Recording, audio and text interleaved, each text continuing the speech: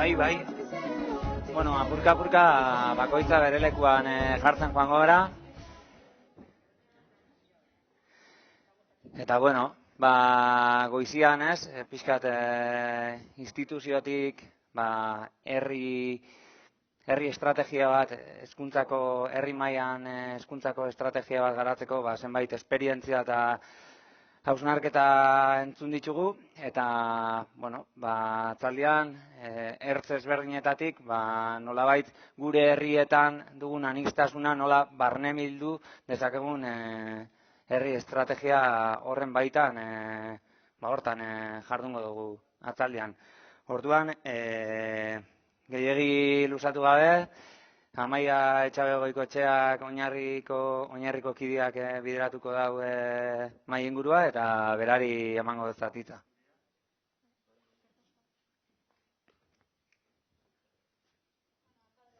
Entzuten da? Bai, bale. Joko nahi jarri dizku. Bueno, Ikerrek esan moduan gaurko atzaldian, saiatuko gara hemen elkartu garen artean goizian, igual oso udalgintzan, udal mailan egin leizken urratxorrein inguruan aritu garen moduan, gaur atzaldian igual, beste ertz batzutatik, beste eremu batzutatik, zela ingeiken ekarpena, edo zer itxeko aukera, edo zer esperientzia dauzen, zela baitz, norabide berdinean danok arraun itxeko. Hortaz, hemen nirekin batera 4 gonbidatu ditugu. Alde batetik Lander Juaristi Lasa, Bergararra, Txatxilipurdiko langilea, azkenengo 14 urtietan, eta, Bergara, beste Hamaika saltzan dabilena, Kartzela Zarreko Guraso Asanblada, Txafa Irratia, eta azkenengo urte honetan, Bergarako herri hezitzailean taldeko sustatzaile eta partaidietako bat. Bestalde Arantza Urbeira Susta, errenteriarra, hezitzailea eta gaurkoan goizian urtenan ikasiko kidea.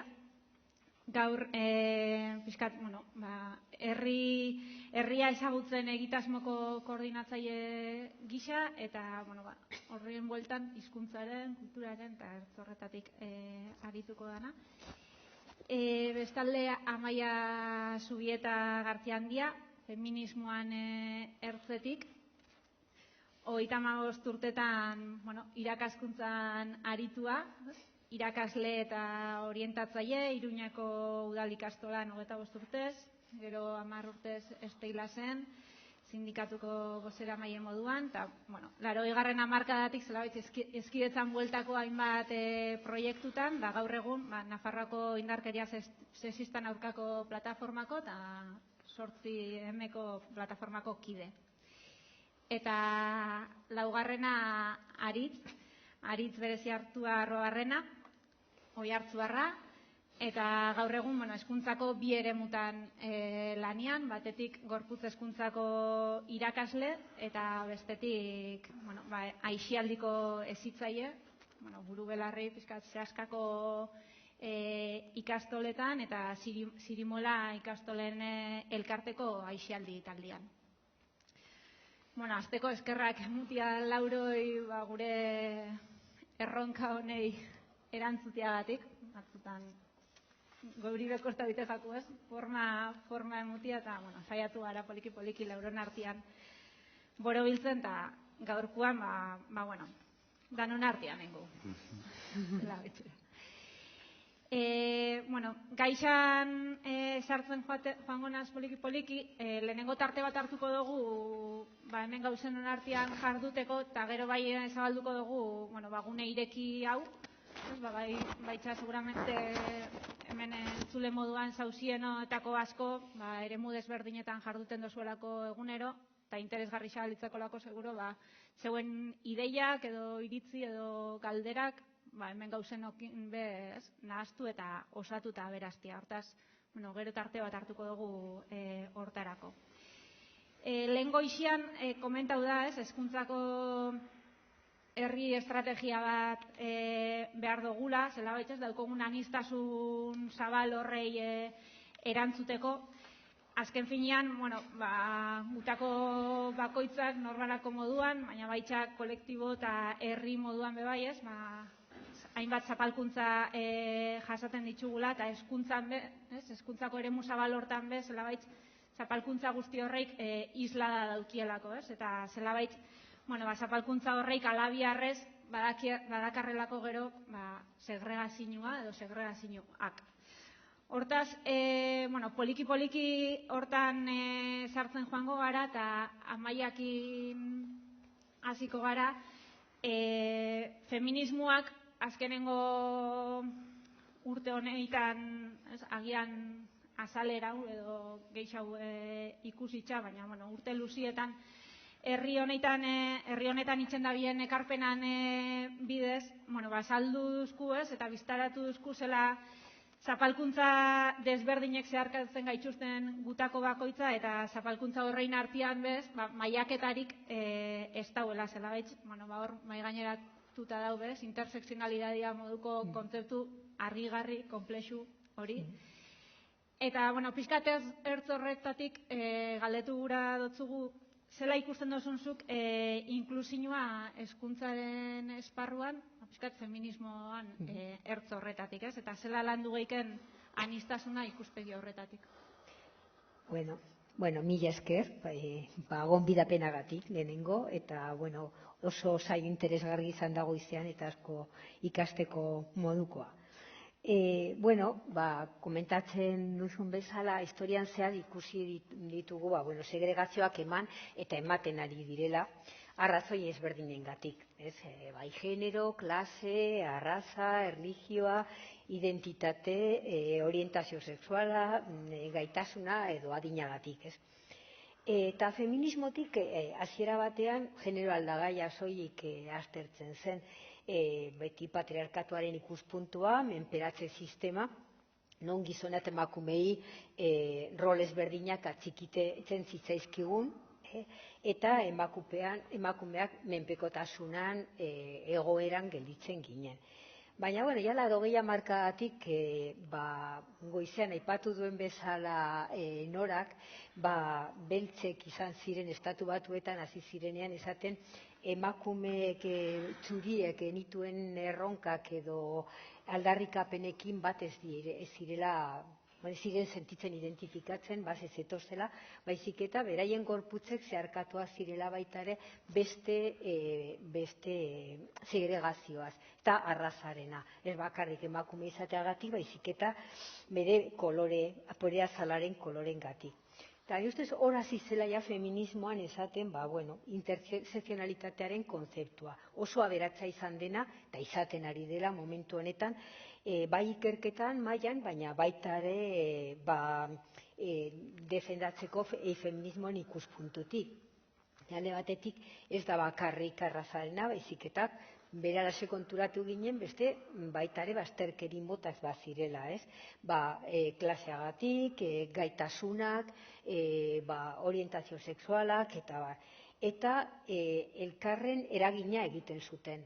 Ez zen, 80 hamarkadan hasi ginenean, feminismoa hasi ginen, iaia, nor zen zapalduena, nor gehiagoka, baina gero konturatu ginen ez dela nolabaiteko gehitzen dena bat bestearen gainean, baizik eta elkarloturik eta interrelazioa badagoela beraien artean, ez?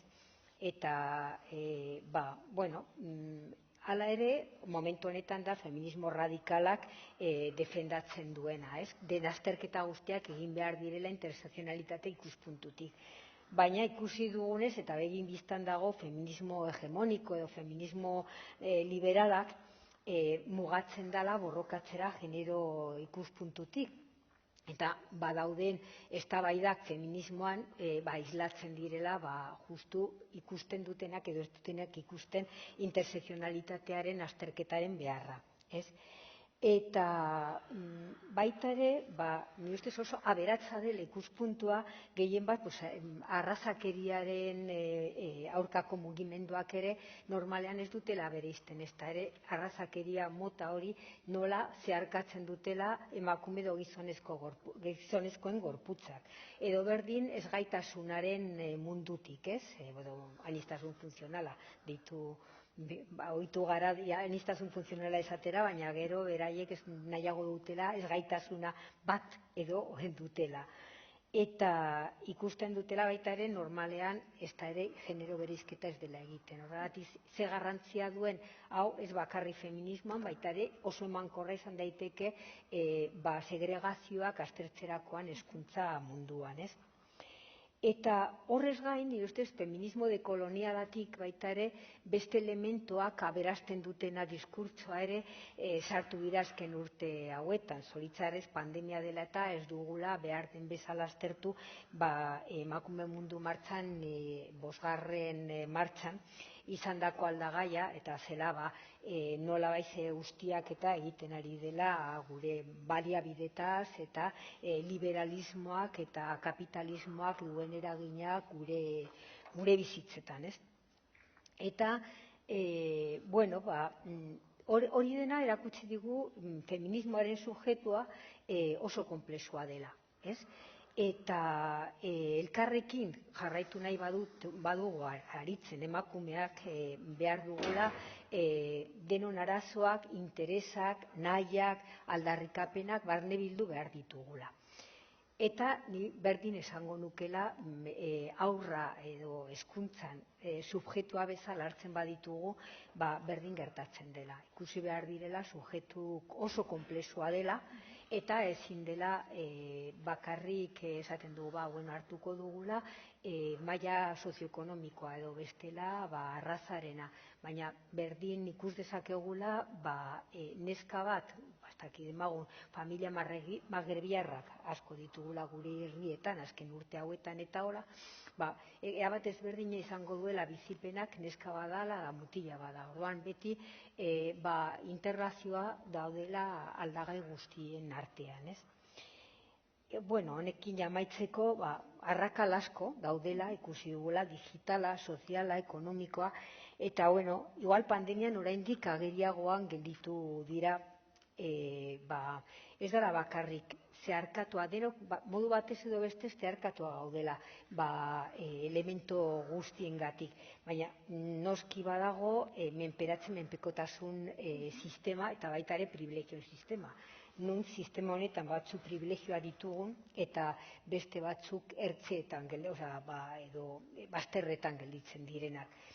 Orduan, elkarrekin aritzeko lehenengo urratsa izango zen gure privilegioen aitortza, baina aitortzarekin ez da bakarri, baizik eta gero arrakala horiek gainditzeko landu beharko genituzken estrategiak aztertzea, eta ez bakarri modua razional, ez baizik eta emozionalk ere. Badago bi eremuak, razionala eta emozionala. Eta feminismotik lehenengo saiakerak egiten ari garela hortikan, eta ni ustez egiten ari garen saiakerak dirara baita ere eraman daitezkenak gero hezkuntza munduan edo hezkuntza modu zabalean ikusten edo baina sakonduko dugu, besteran enrollatuko naiz. Eskerrik asko. Horre, Amaiak aipatu da menperatzaile eta menpeko eta feminismoan ekarpenak esan gaike euskalgintzan eta euskaran mugimendua guzti dauela, eta zelabait euskarak jasaten dituen zapalkuntzak edo bazterketak berriz identifikatzeko ikasgai batzuk edo gako batzuk eskaini duzkula. Oinarrin esaten dugu euskara balio hezitzailea dela eta balio inklusibo bat dela. Baina, sarri hori gure herrian bertan, edo Euskal Herri zabal honetan kosta egiten da azaltzea edo ulertzea.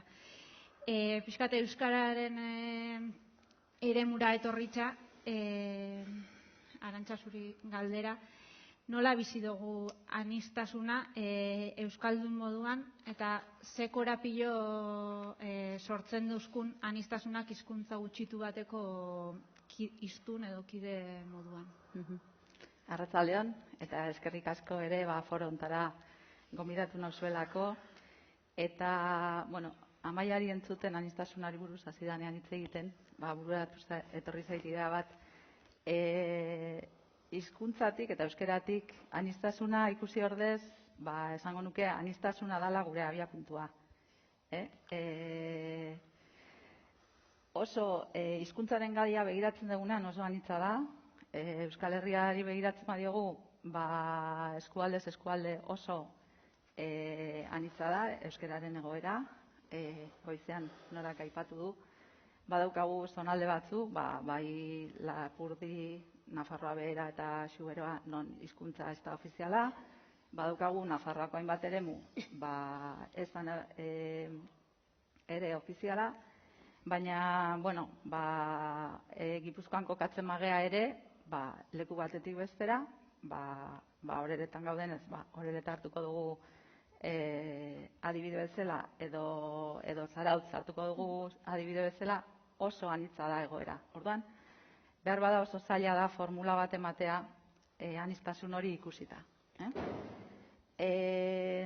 Azken denbora hontan ikusten ari gara, bizkat euskararen eremu hontan zerbait egin nahian gabiltzanok, aniztasun hori ere pasatu dela lehen zailkatzen bagenitun euskara bazekatenak eta euskara etzekatenak, euskara daukatenen artean eta hizkuntzari begiraturata esango nuke nahi baduzue D ereduan kontzentratzen den jendea, ikusten ari gara azkeneko bolada hontan D eredua ere oso anitza dela. D ereduan dauzkagu etxetik euskara dakartenak, D ereduan dauzkagu euskara ez dakartenak, baina motivazio desberdinengatik batzuk maite dutelako edo bere seme-alabentzako etorkizun hori nahi dutelako euskara bermatzen duen eredu batean, bermatzen du kakotxartean, matrikulatzen dituzte, beste batzuk aldiz, prestigioangatik edo lana aurkitzeko errazago izango dalakoan, eta klaro, hor, ereduan barruan ere sortzen ari da amalgama bat, izugarrizko aniztasuna. Eta, formula berriak asmatu behar ditugu, horri ere erantzuteko, ze ikusten ari gara, euskararen kalitatean jaisten ari dela asko. Euskararen kontseiluak bere garaian urte batzuk proposatu zuen, proposamen bat egin zuen, euskaldun eleaniztunak sortzen, ikasle euskaldun eleaniztunak sortzen, non proposatzen zen ordurako agortuta zegoen hizkuntza ereduen sistema hori gainditzea eta murgiltze eta mantentze ereduak ezartzea. Hezkuntzan gabiltzanak eta aitortuz azkeneko, 30 esaten dugu, baina jala ez 40 ere esan ahal izango dugu, 40 urtetan eskolak izugarrizko ahalegina egin du euskararen ezagutza areagotze lan horretan. Baina ikusi dugu era berean ezagutza ez dela nahikoa, zor dauzkagu datuak, bai ezagutzarenak eta bai erabilerarenak, eta ez doaz biak progresio berean. Ezagutza handitzen ari da, erabilera aldiz, ez da inondik inora abiada berdinean hasitzen ari, eta hor arazo handi badaukagu. Zertarako bai importantea da jendeak euskara ezagutzea, baina ez badu erabiltzen, eta hor badaukagu erronka datozen urtetan, erronka handi bat, zer egin behar dugun, erabilera hori sustatzeko ere bai. Eskola bakarrik ezin du, askotan esan da, nik uste dut, guain hitzetatik ekintzetara pasa behar dela, badakit herri askotan ari direla, hor dago aisialdi guztia, eskolaz kanpoko guztia, herri gainerako eragileak, eta foro hontan esan behar da, herriaren egin beharra edo ardura badala, ezta? Belaunaldi berri horiek, euskarara murgiltzea, baina ez ezagutza mailan bakarrik, erabileran ere bai. Eta batzutan, eta desde luego, amesten dugun herri hortan, Euskal Herri horretan, nahi badugu arrakalak leuntzen jutea, hizkuntzarena izango da oinarrizko bat. Ze gaur egun, idea zahar hori, oraindik bizirik dagoena, euskara gutxi daukanari eman diezaiogun euskara gutxi, ez dezan oztopatu bere ikasketa ibilbidea, eta bar, ondoren, nolabait baztertzen ari gara gizartetik, gizarte euskaldun bat dalako gure helburua. Orduan, benetan, nahi bali badugu inklusioaren alde lan egin, oso kontuan eta oso indar handiz jarri beharko ditugu abian, benetan euskaldunduko duten politikak. Eta hori pasatzen da, ez bakarrik eskola errefortzatzeagatik, horrek egin du ibilbide bat nahiko luzea, eta eman ditu bere emaitzak. Eta argi utzi du, gainditu behar dela eskolaren eremu hori, eta bizitzako herriko beste eremu batzutara pasatu behar dela. Pixka bat. Eta beti ere, nik uste dut, eta uste dut hor ezagutzan oinarria da, baina nik uste dut erabileran, azkenean, gaur egungo euskaldunak ez gara ere duela 40 urteko euskaldunak. Eleaniztasuna oso garrantzitsua da, jendartea geroz eta eleanitzagoa da, eta garbi ikusten da,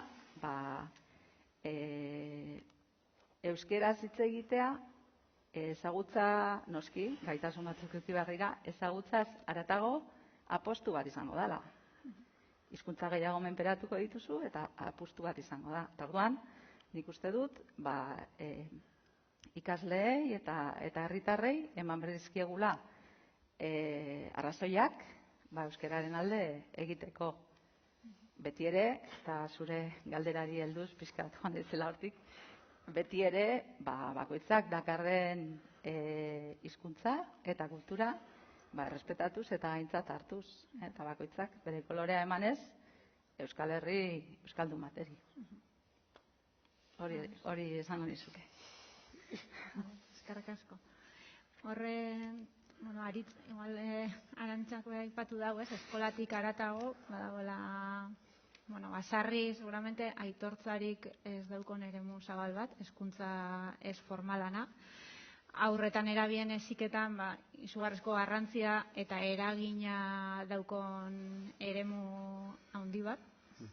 Egia esan, aurrek denbora asko pasatzen daude eskolan, baina, eskolaz kanpo, bebai, eta gero eta gainera gehiago, eskolaz kanpoko ordu antolatu hoietan, Eta hor, zentzu hortan bai, aisialdi eremura hurbildu, eta aisialdi hori inklusiboa izan behar baldin bada, danontzako aisialdi bat izan beharko da. Eta oinarrin esaten dugu, hori jolasetik, esperimentaziotik, hortik be asko esten dugula, eta hortik bez, leikela bide bat anistasunera hurbiltzeko. Zelan ikusten da zuzuk? Esparru horretatik. Hasteko eskerrik asko, aukera emategatik emanoteko. Ez zait oso errexe egiten, noen nahi oso eroz sentitzen hola foko azpilan eta beste jende eta hola, baina saiatuko naz transmititu nahi deten hau, patxara batetik edo transmititzen. Egia da, gatozela hezkuntza zitze, historikoki hezkuntza beti gela barruko begirada batetatik, eta eremu ez formala edo pixkat bigarren plano batean, eta beti, nolabait, eremu formal horren zerbait osagarri bezala. Esan behar da, aitortu behar da, ibilbide luze bat egin dela, bertan jende pila bat aitu dela, baloratzekoa dela, balorizatzekoa dela ere, eta, nik uste badela garaia, eremu ez formal hau ere hezkuntza hitz egiten dugunean, eremu formalaren pare jartzeko. Egin batean, bertan, aurrak, gazteak hor sortzen dituztelako behen artean harreman informal horiek, hizkuntzaren erabilera ere informala da, eta esango dugu gela barruko derrigortasun. Hortatik, pixka bat, beraien bizitza edo beraien egunerokotasunean, nola aritzen dira, nola jarrute duten, horren isla dela. Eta horregatik nola sortu testuinguru hezitzaileago edo parekidago eta pixka bat aniztasunari ere erantzun justuago bat edo orekatuago bat ematen diona, ez? Eta noski euskaldunagoa ere. Aniztasunaz, nik uste, izan beharko genuken ikuspegia da pixkat denak ezberdinak gala, hemen gauden guztiak ere ezberdinak ez dugu zertan. Ez dakit, behar berezin bat duen, edo ez duen, edo atzerriko jatorria duen pertsona bat zean, edo ez dakit, sexu o genero, berdin zait, bai? Nik uste inklusibidadea edo pixka bat txapela handi bat dela. Eta hori aintzat hartuta, garrantzitsuena da aniztasun hori aberastasun bezala ulertzea. Eta hortako aurre eta gazte hauei nik uste bizipenak eskaini behar izkegula. Eta bizipen hauek, aisialdi esparruan gaina, ludikoak izan beharko lukete. Ludikoa esaten denean, agian beharko genuke memorian prelanduta ez dauzkagun jolasa, jokoak, harreman ereduak, ekintzak, planteatzen diren jarduera horiek berriak izatea. Betiko eremu estandar formal eta horien erabilera edo praktika hortatik haratago doazen testuinguruak sortzea, nolabait abiapuntua igual parekideagoa izateko. Eta hor, aniztasun horren aurrean, batzuek zein besteak dauzkaten iritziak, gustuak, proposamenak, sormena, ekarriko luke, horrek, elkarren artean eraikiko litzateke, eta gaina modu batean, horizontal batean. Iruditzen zait hau klabea dela, eta bizipen positiboak eskaintzea edo eskaini ahal izateko testuinguruak eraikitzea edo. Zergatik, jolasian haur bat murgildua daunean bere testuinguru soziala eta kulturala nolakoa den ezagutzen du edo barneratzen hasten da behintzat. Jolasian daunean jolas hori edo ekintza ludiko hori zehazten duten arauak edo helburuak edo, pixkat, gizarte edo kulturaren balioen baitan eraikitzen dituztelako. Eta esango dugu igual jolasaren barne logika lau elementu, lau faktore aldagai, osagai zehazte dutela. Daia pertsona, espazio, objektu eta denbora. Horregatik, arreta berezi bat jarri beharko genuke zer nolako proposamenak egiten ditugu.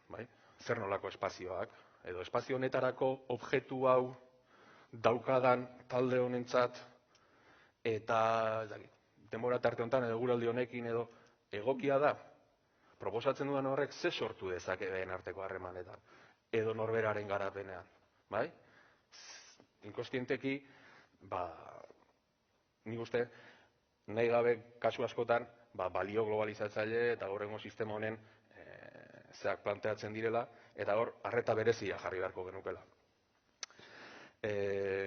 Eskola edo ikastetxe lotutako aisia gune eta gune esparru ezberdinetan, hauek inklusioak izateko, nik uste pertsona bere osotasunean ulertu beharko genukela. Pertsona hori etxetik dator, errealitate batetik, eskolara etortzen denean, askotan zaintza gelditzen da edo dena delakoa. Hor bereziki garrantzitsua da aurren arteko edo aurra erdigunean dugula transmisio bat, zubi lan bat egitea.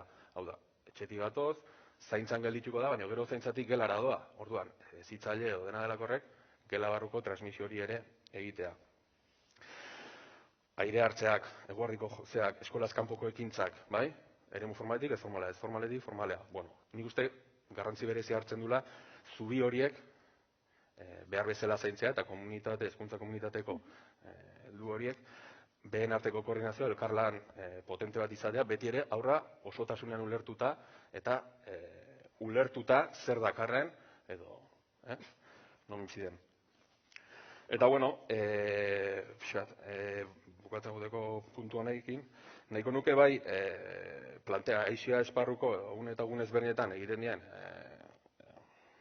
programazio edo proposamen edo esku hartze edo sortzen ditugun testuinguru hauek zer nolako ezaugarriak izan beharko luketen edo zehaztu nahiko nuke pixkat, lehen aipatudan zitzailago edo izan daitezen, ez? Nik uste bat, pertsona osotasunetik ulertu behar dugula, nik jokabide motorretik esaten dut, hau gorputz hezkuntzako kontzeptu bat da, baina bai balio dit, ez, hezkuntza integralaz eta hitz egiten duenean, garapen hori modu integral batean nola ulertzen den, zergatik. Jokabide motorrak esango dugu lau fase dauzkala. Lehena da pertzepzioa. Nik orain, hemen, ez da bakarrik jolasean, eguneroko bizitzan ere nik aplikatze detelako. Errealitate bat perzibitzen dut, zentzumenen bitartez.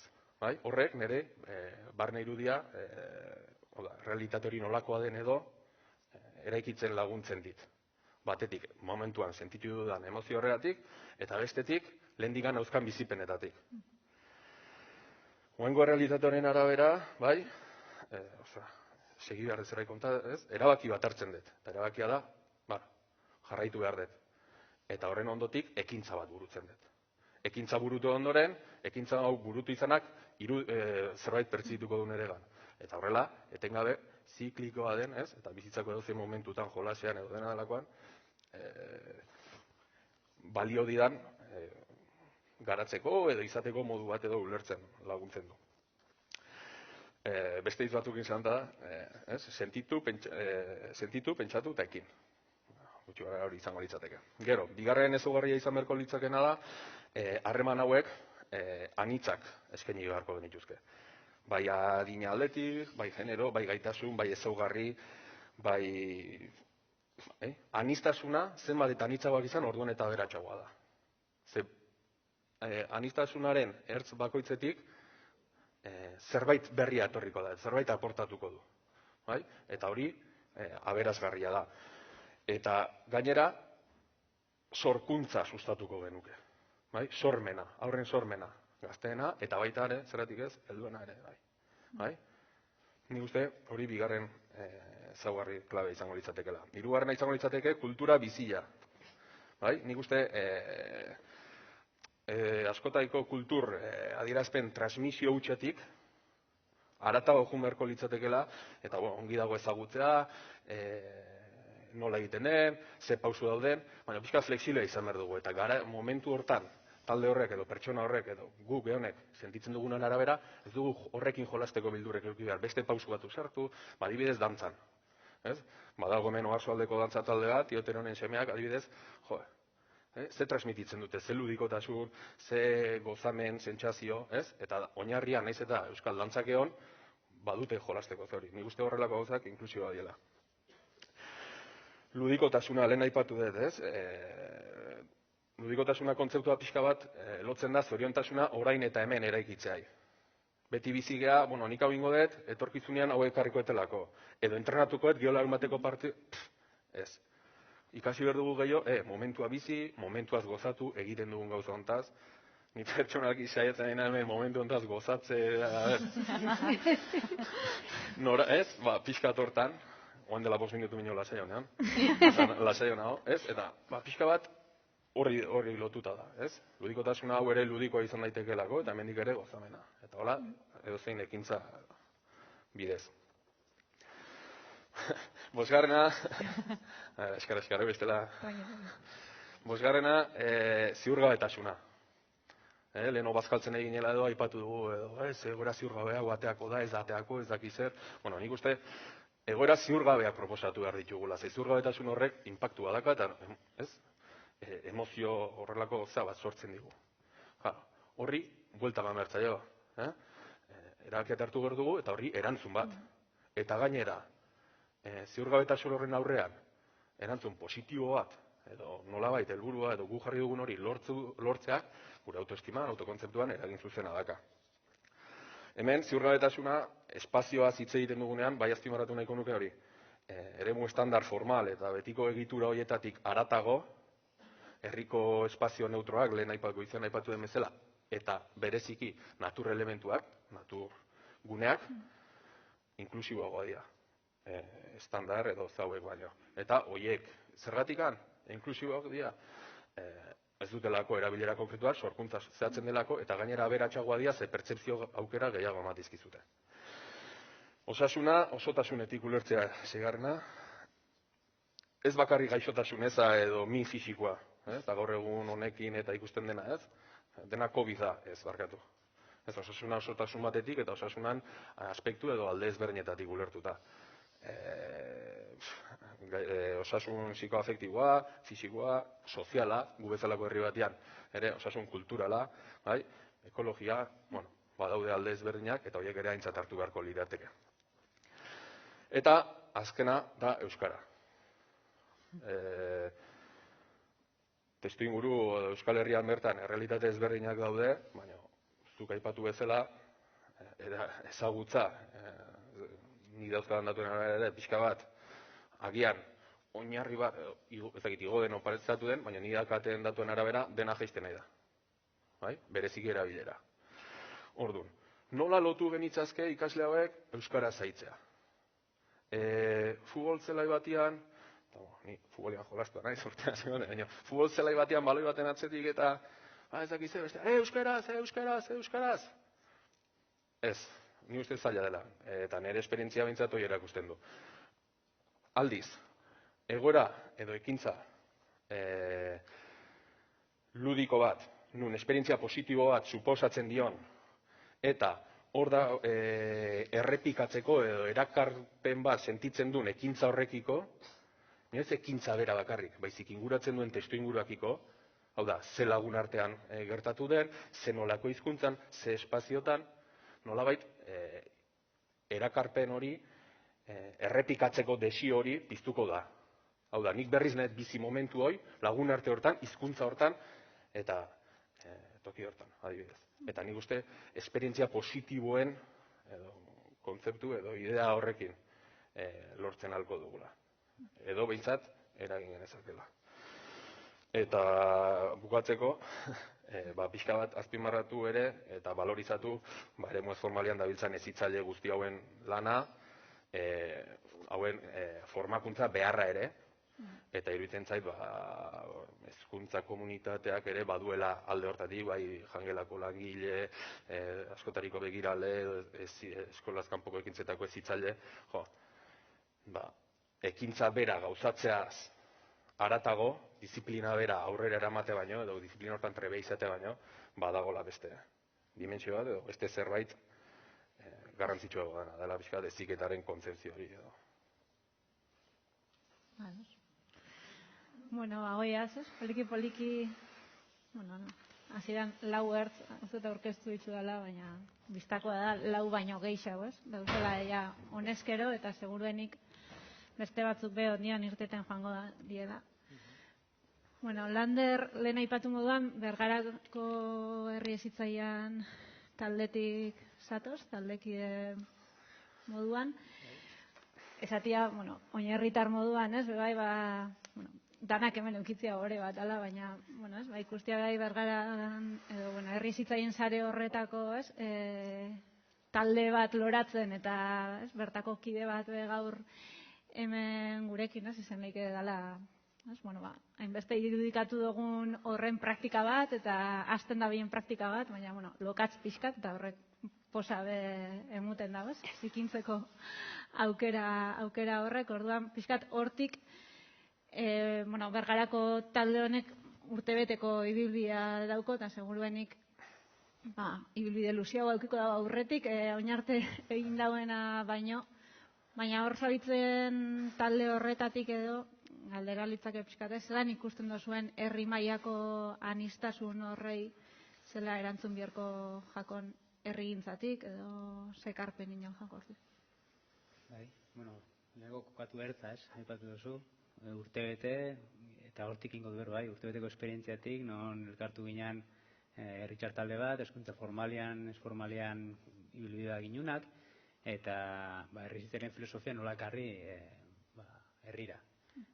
Lehenengo lana izan gure artean hausen hartu, eta zer ulertze ginoen herrizitzaile bat. Eta nahikoa lan horrekin adosten, ez da. Inginuan ibilbidea eta hasieratik norbanako talde horretaz gain, garbi ikusi nuen udala bide lagunek behar ginoela, udal baliabideak behar ginuzela gauzak egiteko, eta hasieratik eduki ginoan babesa hortatik, eta bestalde garbi ikusi ginoan herriko eragileak izan behar ginuzela bide lagun, batzuetan erdigunean kokatuta gure prozesutan, eta gero balioan jartzen herrixan egiten sana jada herri hezitzailearen norantzan. Ez dugu baliabiderik, eta balioan jarri nahi ginoan gainera egiten dabiltzan prozesu, ekimen, proiektu guztiak gure norantza berdinean doiaztenak, ez? Eta lehenengo lana hori zen ikustia, ostras, herrixen badago jentia norantza honetan lanian, eta tokatzako balioan jartzea. Azkenengo urte honetan guk geuk egin ditu ekimen batzuk, baina erronka potentea izan da herrigintza, elkartegintza horretan herrixen dagoenak eta norantza eta bokazio zitzailea daukan hori, ezagutu eta saretzeko asmo hori adieraztea, ez? Alaxen egin ditugu, esaten ginen, hartu kafe bat honekin, hartu kafe bat besteekin, eta alaxen ibili gara, poliki-poliki. Poliki-poliki, jarriko fokua egitasmo ekimen ezberdinetan, bai. Poliki-poliki, endank, herrixan ilusio piztu da ben elkarte bada, azkenengo urte hauetan. Senegal eta Bergaran arteko zubixareki asmotan, ez? Alaxen dabiltza lanean, herriko oso kide anitzak partatzen da bertan, eta ikusi nion, ostras, igual, eta jarriko foku oso ekimen zehatu batean, egitasmo handixau baten barruan, endank elkarteak egin zeban LH lauko ikasleak, herriko ikastetxe ezberdinetako ikasleekin, migrazio eslako gai bat hartu, eta berai eskoletara joan, eskola ezberdinetara joan, eta beraiekin landu zeben migrazioa gaia. Honetarako minan liburua, ametxen liburu erabili zeben. Proposatu zuten erabiei hausnarketa hori idatzi jaso, eta handik denbora batera, emaitza guzti hori herriko areto nagusian, udalakin elkarlanean, adierazi zeben edo erakutsi zeben. Ametxe etorri zen, eta ametxekin batera hitza eman zuten nerabiei. Hitza eman zuten, herriko ikastetxe ezberdinetako nerabiek adierazi zeben beraien hausnarketak. Eta esan gano, hau da herrizitzailearen baitan ikusten dugun ekimen bat. Hau da benetan sustatu nahi duguna. Udala, herriko eragile bat, ikastetxe ezberdinak, herriko baliabideak erabiliz, eta nerabiei hitza emanez. Haustarroa zite egiten dugu, nera bezala astuta lagatzen dugu askotan, ez? Hau da, eta bere egin ditzen ginoan, eta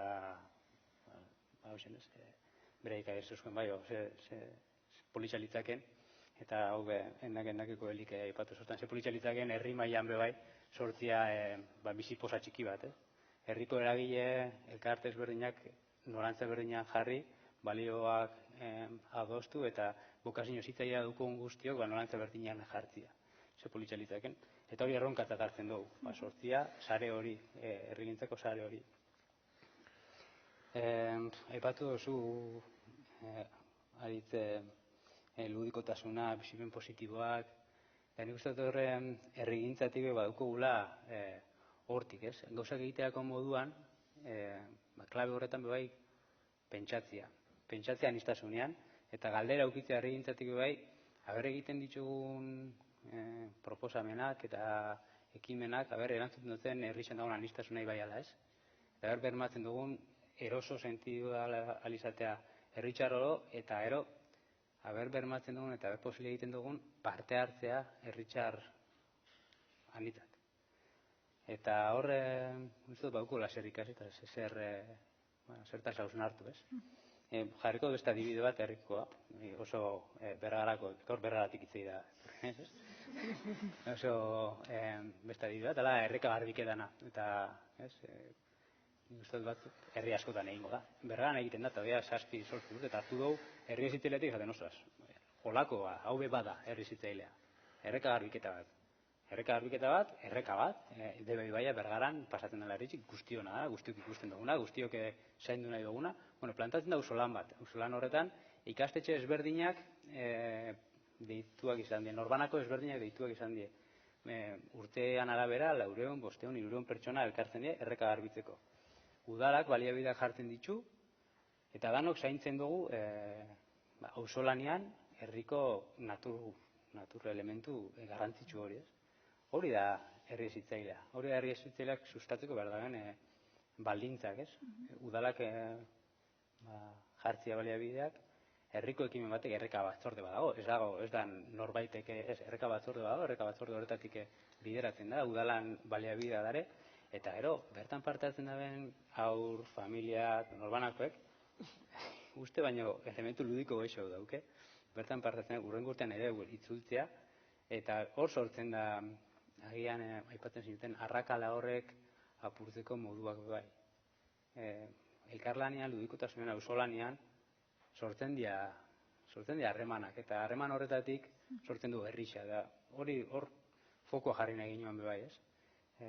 Olako ekimenak, oinarte egiten dira, ez da aurten egin, 8 urte dagoia erreka biketako egiten, baina fokoa jarri zela egiten dan, ez? Eta auzolana erabili, ez askotan ideatik zerbait lortzeko bide modua, da auzolana bera erabili, komunitatea egiteko, arrakalak apurtzeko, elkar ezagutzeko, ikastetxe ezberdinetako familiak. Ez dakit zuen herrietan, baina gurean gertatzen da. Nik bentsat bizi dut, daukagula gure ikaskomunitateko harremanak eta bestiekin oso gutxi. Agian da, lubeketatik salto egiteko modu oso horrez bat, auzolanetan parte hartzea, herri ikuspegi hori lortzeko, ez? Jarraituko nuke adibide ezberdinak ematen, ez herri zen darenak, edo gu geuke gure txikitasunetik sortu duguna bai, ez?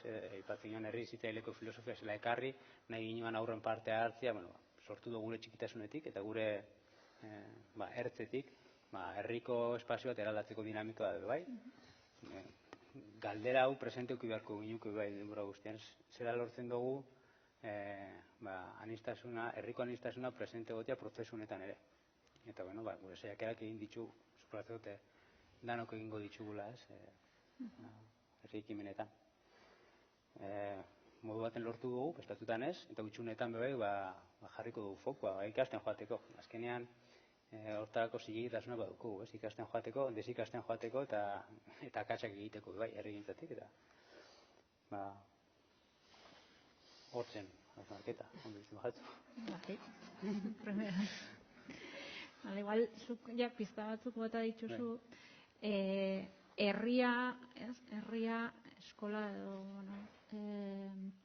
hezkuntza formala, ez formala, udala, elkarlanian jartzeko, pizkat aipatu dugun anistasun, herrietan dauen anistasun guzti hori batzeko helburuakin, ze behar dugu, ze behar ikuste dituzu ertz bakoitzetik, ze egitura, denbora, espazio edo bestelako baliabide uste duzue, falta jakula botatzen dut, eta baina bai. Bertso librea. Zuek kudeatu txandak. Bueno, hezkuntza eremuan eskolan adibidez, feminismoen ikuspuntutik ikusten genuen 70 hamarkadan lehenengoa zela sexu bereizketarekin amaitzea, sexu segregazioa. Eta pensatzen genuen, inozoak, elkarrekin egotea eta kurrikulum berbera izatean neska-mutilak ja horrekin gaindituko genukela, ez? Gero ikusi dugu, zelana egin behar dela hezkidetzan benetan integrazioa emateko, ez? Eta, momentu honetan ezinbestekoa dela, ezin dela hautazkoa izan hezkidetza landu edo ez landu. Baizik eta derrigorrezko gauza izan behar dela proiektuak izatea. Eta berdin hezkidetza, baina baita esaten dut lehenago aipatutako ikuspuntutik. Modu intersekzionala nun jasotzen direla elemento guztiak. Eta norak jago izan aipatu duela, sesgoa duen gure kurrikulumak, ez? Erabat eurozentrikoa direla, gizonezkoen baloretan oinarriturik, orduan menperatze sistema, menpekotasun sistema horrekin, lehenengo ikusi behar dela beste, lanketa egin behar dela beste kurrikuluma lantzeko hori, eskola formala dagokiona, ez? Eta, beste elementuak adibidez, baita ere pensatzeko,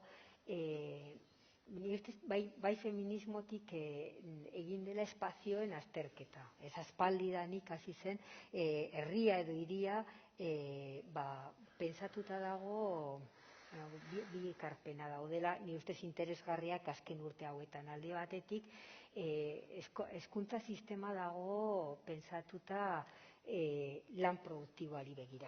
Eta prestatzen ditugun aurrak gerora, etorkizunera, produzitzeko. Eta ez da pentsatzen, orain ikusten azken boladatan feminismo jarri denean grebakin eta mobilizazioekin bizitzak erdigunean jarri behar ditugula,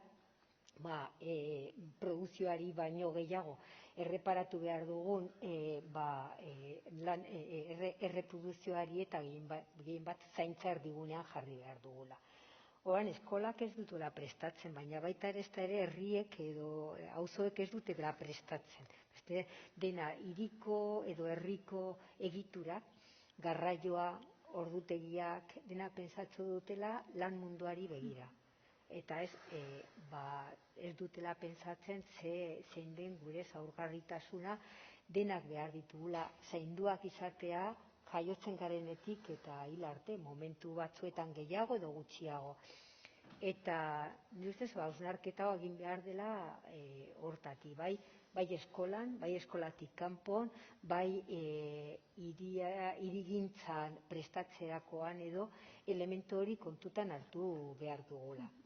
Eta emakumek aldarrikatu dugula espazio seguruak nahi genituela, baina ez bakarrik, baizik eta erabilgarriak. Eta ikusten duzun aurrentzako ere, beti pentsatzen dugun zer garrantzia, eta zuk aipatu duzun baita ere, espazioarena, ez? Eta espazioak bizitzeko espazioak, eta ez bakarrik gurutzatzeko edo garraiatzeko puntu batetik bestera, ez? Nahi dugu, pentsatzen du, herri hezitzailea pentsatzen badugu, pentsatu behar dela bizitzeko, denok bizitzeko tokia izan behar dela. Ez paloi zabalak, oztoporik gabe, espazio berdeak, denen nahia, gogoak eta hola barne biltzen duen espazioa. Eta noski, egiten badugun zaintzaz, pentsatu behar dugula, bai eskolan zaintzen irakatsi behar dela, pensatzen ezaki zergatik pentsatu delako dena erakutsi behar dugula, matematikak, zientziak, eta hola lan munduari begira, baina ez dakit, norberaren zaintza eta besteen zaintzaz berez ikasten dela, edo da bakarrik etxeko eremuen gauza. Eta ni ustez hau sozializatu behar dela. Eta goizean egiten zenbaitaren, ni pentsatu zaintza sistema integrala izan behar dela aldarrikapena. Deno jaiotzagatik dugun eskubidea zainduak izateko gure bizitzan, eta baina baita ere sartu behar, eta horretarako behar dela sistema publiko integrala, eta gure gabeziak, pandemiak erakutsi digu ze gabezia ditugun hildo hortatik, baina baita ere sortu behar direla zaintza sareak edo erreforzatu. Eta hori beharrezkoa direla, eta hori izan behar dela elemento komunitario garrantzitsua txiki-txikitatik erakusten dena. Norberaren zaintza eta besteen zaintzan elemento oso importantea dela.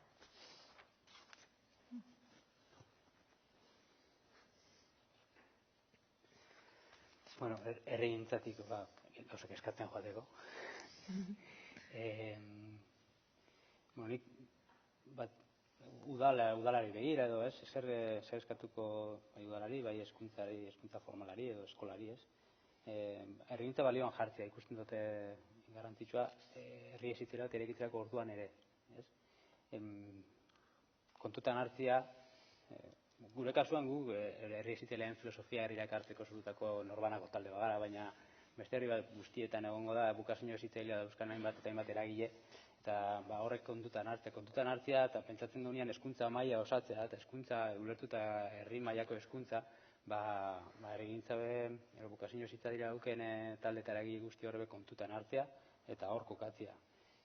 Ikastetxei berdina aliatu bezala hartzia herriko eragile ezberdinak, eta aipatzen da kontzeptu hori de eskola herritarra, benetan sinesti horretan. Ausardia, ausardia, izaten dugunean herri ezitzaile bat, gauzak aldatu behar dien herritxa dalako. Esaten dugunean hor da erdigunera ekartzia, horrek ez dalako supratzen bakarrik hezkuntza eta jolasgune batzuk aldatzea, eskatzen dau benetan eraldatzaile izatia. Eta horrek eskatzen dau ausardia, eta adibide konkretu eta mugikortasun plana egiten dagoen momentuan, ekarri beharko dugu, eta ekarri beharko dugu erdigunera aurra, eta kontutan hartu beharko dugu.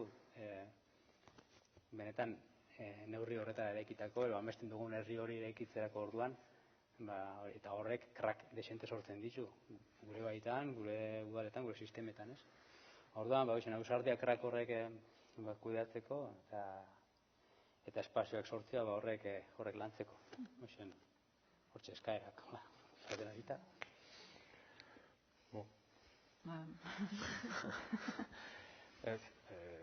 Nik zentzu honetan, aipatu dira, ez, gauza asko. Ontsa aipatu dekik, hori, ze garrantzitsua den hezkuntza edo ikastetxe edo ze hortatik herri mugimenduetarako, herri elkarteekiko koordinazio edo elkarlan edo, ez, hurbiltasun hori guztiz ados, hezkuntza ikastetxe bezala edo duen funtzio soziala edo hori da, egin batean, ez? Herriaren den zerbait da, ez? Herriarentzat aritu beharko lukena. Eta iruditzen zait, herriko eguneroko bizitzan, ospakizunetan, kultura agendan, beti lotuta funtzionatu beharko lukela. Eta hor, aurren, gazteen, nahiak, beharrak, edo sorkuntzak, edo behien proposamenak edo, biztaratzeko, edo herrira ekartzeko, momentu eta gune interesgarriak izan daitezkela. Nelson Mandelak esaten zuen, hezkuntza da mundu aldatzeko armarik indartsuena. Nik pertsonak argi dakat aldatu inbar dela. Osea, aldatu behar dugu, bai. Goaz, linea batean, aldatu behar da, eraldatu behar da, bai, ados, baina egin behar da. Eta hor, goizinan norak bota du, eta beste norak batematek ere idea da, ez, zirrikituak bilatu behar ditugula. Nik uste, udalei edo instituzioei edo eskatu behar dena da, herritikan sortzen dien mugimendu horiei, bai, bultzada bat ematea, bidelagun izatea. Eta ez inoiz, traba edo arazo edo muga baten plantamendutik. Ez dakiz arau foru arauak hau esaten du, ez dakiz ezin da. Ez dakiz esaten du, 6 urteko aurrekin aritu behar diela. Nik uste hortik aratago ikastetxeak herriko elkarte eragile norbanako ezberdinen laguntzarekin elkarlanaren bitartez hor badagola herri bat eraikitzeko aukera eta gaina oso interesgarria. Herri mailako ikuspegi batetik aritu geha, nik bai ekarri nahiko nuke Euskal Herria bea 2 estatu, 3 administrazio, 7 lurralde historiko, euskalkiak, aniztasuna izugarria da. Zenbat gauza egiten ditugu nazio ikuspegi hori bizipenen bitartez? Guk honek, aurrak, gazteak, bizipenen bitartez hori ezagutzeko. Aski da testu liburu batean ez dakinun esatea xohitaan dago, edo tutera, edo... Bai? Nik uste oso beharrezkoa eta aberasgarria dela bizipen ezberdinak, ludikoak eta esperientzia positiboak eskaintzen dizkienak bizitzeko aukera edukitzea. Eta hor, instituzioek, udalak, badute ze esana. Muga guzti horien gainetik aukerak egongo dira. Ni askan asko biltzen naiz, eta zerbait baldin badakigu da zirrikitu horiek edo handigan hemendik trampeatzen, ez? El que hace la ley hace la trampa. Pues bueno, bai? Egokiena litzatekeela dena gu nahiko genuken bezala izatea? Bai, noski baietz, eta da legalitateen barruan ibiltzea, eta dena, ez? Ados. Baina realitatea da ez digutela uzten, ez da gure hizkuntza propioan ikasten, bizitzen, aritzen, eta hori da realitatea. Eta horren aurrean zer? Bueno, ni uste izaera errebelde hori ere, atea berko dugula. Inor faltatu gabe, aniztasuna aintzat hartuta, inor baztertu gabe, euskara erdigunean jarrita, ados, guazen, gozatuz horrelako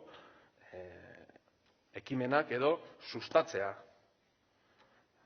Eta ni uste hor bai falta dela desente, ez? Askotan tokian tokiko errealitatera mugatzen gea, eta behar da, ze tokian tokiko ekimena gauzak toki batzuetan funtzioa dezake bestetan ez, baina beste batzuk, ez, herri ikuspegia izateko eta Euskal Herria, joño, muga administrazio apartean badago beste herri bat. Importantea da, eta bereziki ingurune erdaldunak dauzkaten herri edo komunitate horientzat. Esatea, joño, gure ikastolatik kanpo, ikastola edo eskola edo dena alako, hortik kanpo badago euskal komunitate bat, badago euskeraz bizi nahi duen jende bat, badago nik berarekin partekatu ditzakedan zea batzuk, interes edo zea batzuk, bueno, guazen bide hortaruntz. Eta beste gauza da bukatzeko, herri ezberdinetan egiten dira 11 egitasmo, ekimen oso interesgarriak. Nik uste fokua ere jarri behar dugula eta ikasi behar dugula horiek nola saretu. Eta horiek nola zabaldu gure herrian. Eta askotan ez ditugu ez da ezagutzen. Eta hor, sekulako altxorra do. Eta agian, ez modu berdinean, baina bai ekarri itzazkegula. Eta hori, aixialdia eremu ez formala baino, toki, aproposagorik, eremu formala, adibidez, den oso estrukturatu, kurrikulumak, ez dakize, exigentziak, gero selektiadia, o baixoa, edo brebeta, edo, ez, oso zehatua dago. Agian, zorionez, ez dakit zorionez den edo, eremu ez formala ez dago hain estrukturatua. Bueno, hortik ere herria hain daiteke.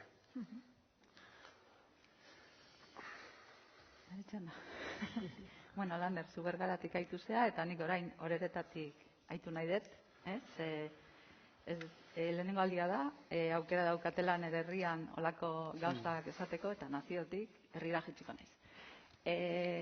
Zure galderan aipatu dituzun eragile eta instituzio eta horiek guztiak elkarlanean jarri genituen horeretan burutu genuen esperientzia batean, eta gelditzen zaiten denbora honetan bi hitzetan horri buruz nahi dizuet hitz egin.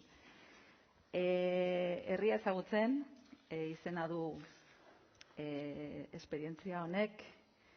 Horrela izena du, ze horeretako aniztasunari erantzunez, badakizue hemen bizi garenok, batzuk errenterian bizi dira, beste batzuk horeretan, errenteria horeretan, badaukagu hor izenekin gatazka bat, eta lan honekin hasi ginenean gatazka hori berehala mahai gaineratu zen, eta ikastetxe desberdinen artean erabaki genuen, gure proiektuari herria ezagutzen jarriko geniola izena, eta erabiltzaile bakoitzak, bere irizpidean arabera, izendatuko zuela bere testu inguruan herria.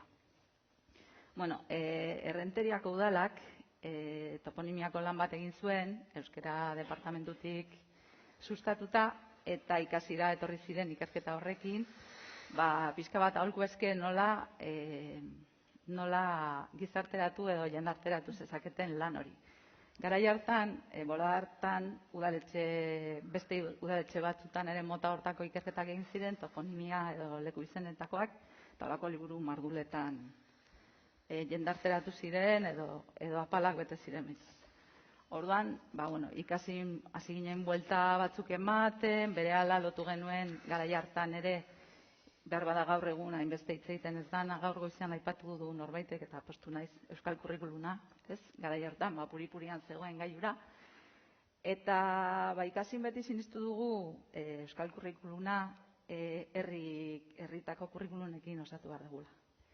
Orduan, bueltak ematen hasi ginen, Errenteriako udalak proposatu zigun erronka horri, eta esan genuen, hipotesi batetik abiatu ginen.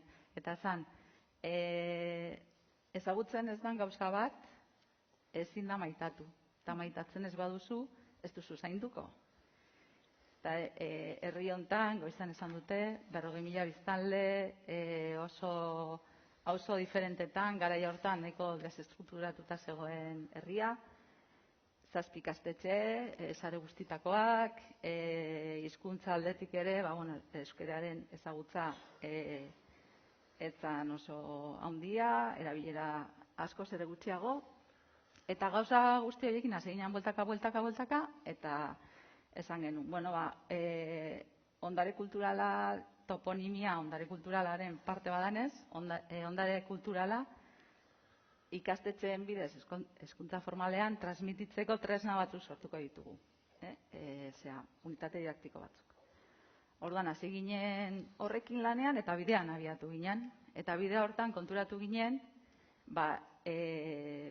historian ardaztu genituen gure unitateak. Orduan, hasi ginenean gizakia baino lehen, ez? Eta esan gau, behira zein guru aberatzean bizi garen, ez da? Aiako harria dauzkagu hor, badirudi itsasotik azaleratu ziren lehenengo lur zaharrenak, badauzkagu neolitikoko arrastoak, eta halako batean topatzen dugu herrian, talde bat, neolitikoko tresnak egiten dituna, sua egiten dakina, eta hori guztia. Eta haiekin jarri ginen harremanetan, eta plantatu genien galdera bat. Zer uste duzue zuek daukazuen ondare guzti hortatik jakin beharko lutekela ikastetxetako ikasleak? Eta berehala, gurekin elkarlanean jarri ziren, eta lortu genuen. Eta gero hortikan, behaiek ikastetxetara hasi ziren juten, sua egiten irakastea, pentsa hori zer izan da 6 urteko ikasleentzat. Eta konturatu ginen, bide horretan hasi ginela, arikatzen elkarteak, eragileak, nola joan ziren hurbiltzen, oso anitzak, eta lehen hezkuntza, gure planteamentua zen lehen hezkuntzarako, ze hartzaile batzuk eduki behar genituen buruan sortzeko hori guztia, eta batean konturatu ginen, unitateak kaleratzen zijoazten heinean, eta ikasleek etxea eramaten zituzten heinean, herritarrak ere hasi zirela guregana jotzen, eta ez genekien hor, Foru plazan dela hor, ez baduzu ezagutzen hor, Horeretako bihotzean dagoen plaza, itsasportua izan zala, eta itsasontziak hor lotuta egoten zirela. Bertakoak ere, han bizi direnak ere txekiten, ez? Orduan, badaude hor, goiko auzotako ikastetxeak, non euskararen ezagutza txikia dan, kanpotar, edo hemendik kanpoko jende asko bizi dan, eta gura artean pentsatzen genuen, eta hauentzako interesgarria ote da hori, ez? Eta gure sorpresarako izan zen erantzun handiena eukizuen lekuak. Ezta?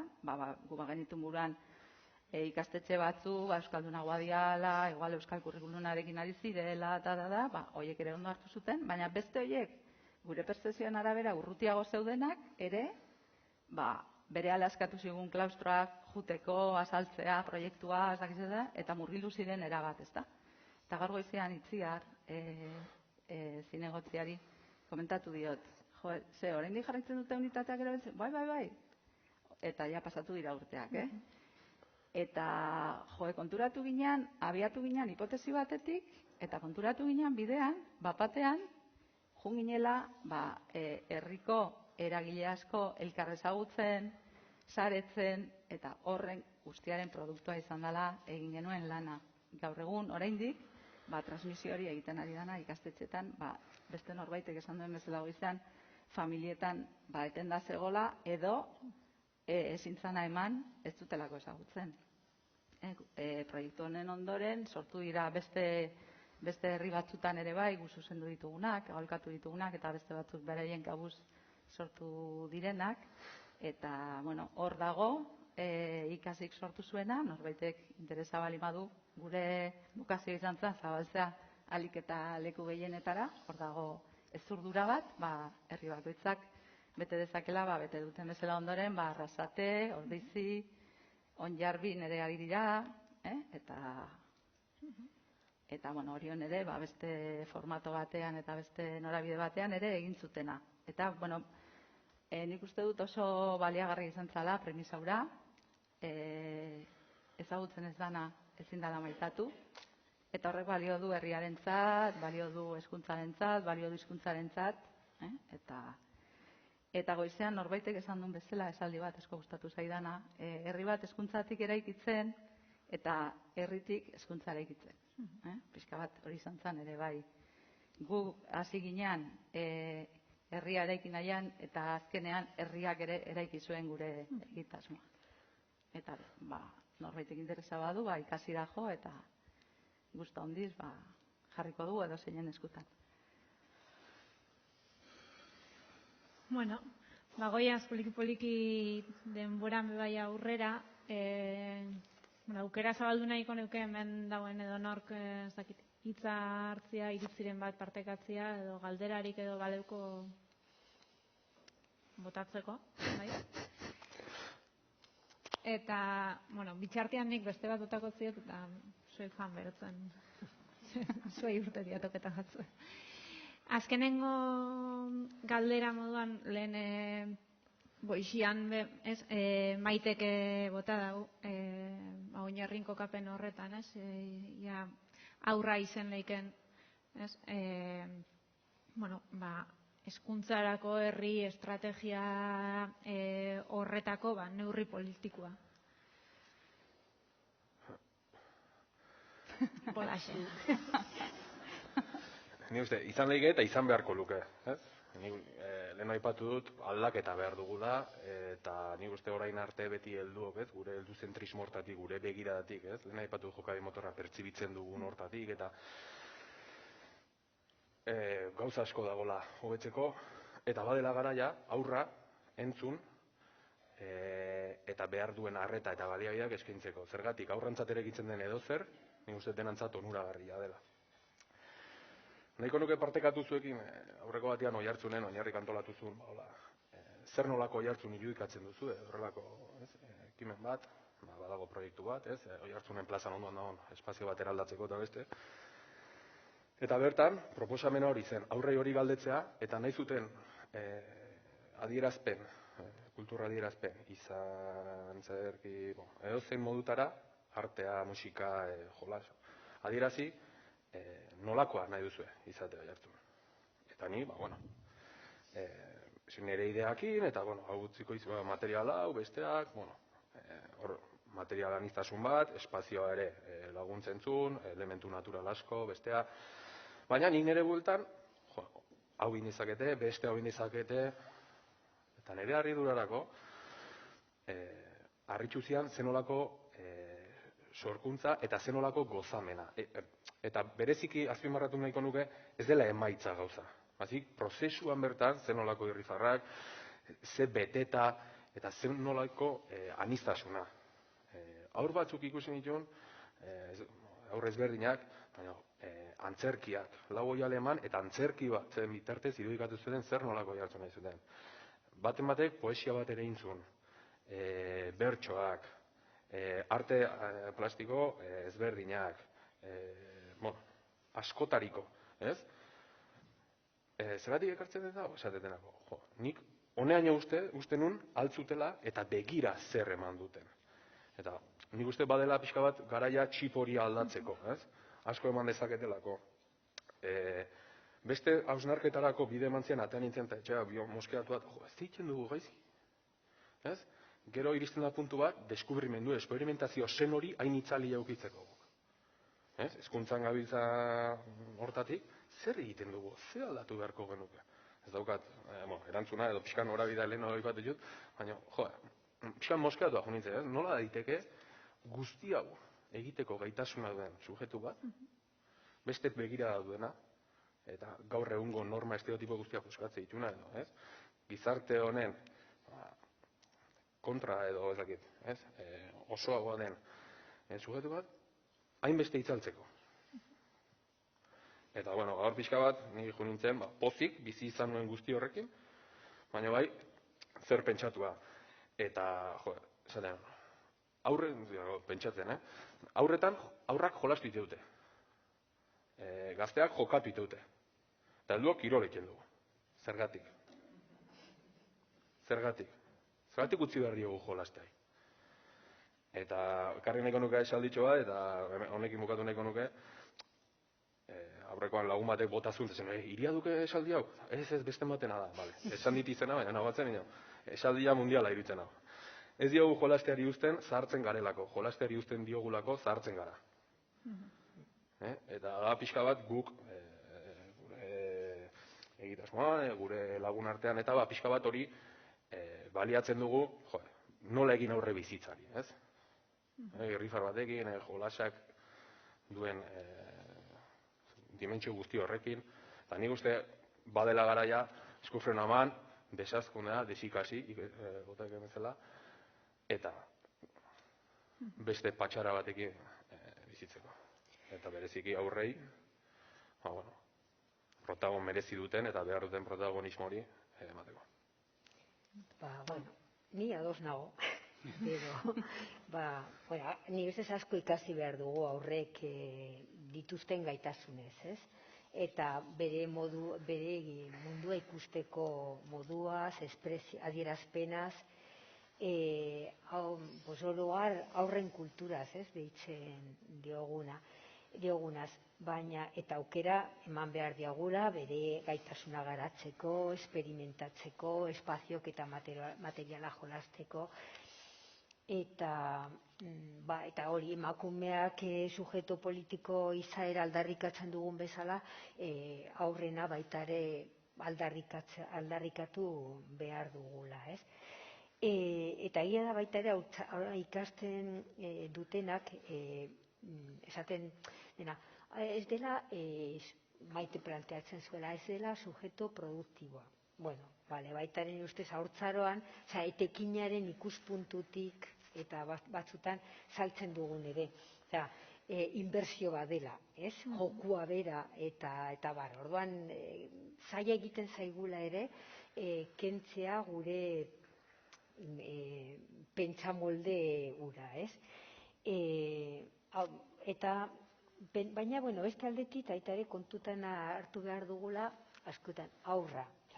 Aurra ez da sujeto homogeneo. Eta berriro, azten gara hasierako ikuspuntura, ez? Jaio baino lehenagotikan, ja bizibaldintzak ezberdinak dituzte, ez? Genero estereotipok jamartzan jaiotzen dira, dakiten momentutik ja neskala mutila den. Eta ja sabelan daudenean aurrak hitz egiten zaiela modu ezberdinez, jaiotzen direnetik ezberdin jasten dira, eta, zer esanik interakzio ezberdinak daudela beraiekiko jaiotzen direnetik. Eta beste aldetik, beste aldagai aztertu ditugunak ere, ez? Elikadura ezberdina izango dutela, segun ze kulturatik datozenak, elikadura, higiene, bizitzeko espazioak, hizkuntza zer esanik ez. Jaiotzetik oso modu ezberdinez, aurrak ez dira homogeneoak, eta ezberdintasun horietatik abia puntua izan behar dugula, edozein gauza eraiki nahi badugune. Eta gainera kontutan hartzeko, ze abia puntua duten errestuko edo zailduko zaiela bizitza. Eta, gure erronka izango zen, hezkuntza formaletik, hezkuntza ez formaletik, eta eskaintza benetan eskola garbi dagoela, hasieratik izan duela bere funtzio konpentsatzaile. Eta orduan, beste egunean irakurtzen nuen, web orrian, zuen web orrian, nago ja supernekaturik. Nere Agirrek hausnarketa oso interesgarria egin zuen justu aisialdiaren puntutik. Esaten zuenean, ezberdin tratatu behar direla, ezberdinak direnak, eta aukera berdintasuna bermatzeko horitzan behar dela oinarrizko printzipio.